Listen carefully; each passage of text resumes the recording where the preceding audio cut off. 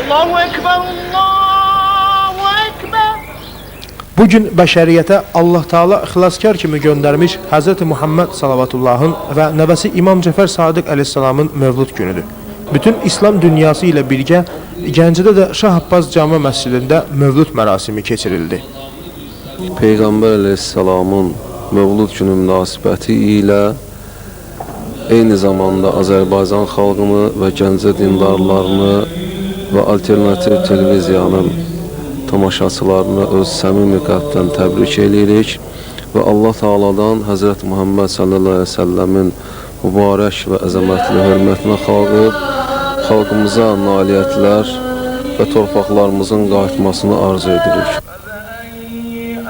Adəmin durust əxlaqı, Nuhun cəsarəti, İbrahimin tükənməz mərhəməti, Musanın sarsılmaz dəyanəti, İsa'nın dönməz imanı Hz. Muhammed Salavatullah'da toplaşmışdı. Bəs bugün bu böyük insan və Peyğəmbərin mövludu necə qeyd olunur?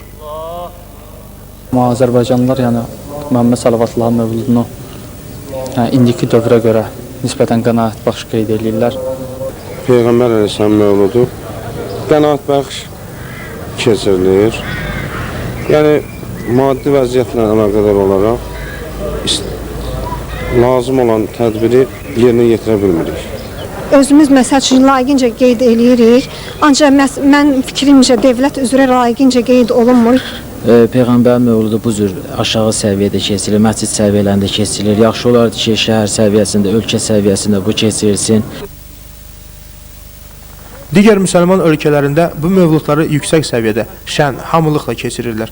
Müsəlmanlar bir-birlərini təbrik edir və hədiyyələr bağışlayırlar. Bizim cəmiyyətimizin də bu xoş əhval-ruhiyyəli bayramın keçirilməsinə ehtiyacı var. İlqar Ağayev, Vaqif İbrahim Xəlil, Fərruh Qəfərov, Xəbər Plus.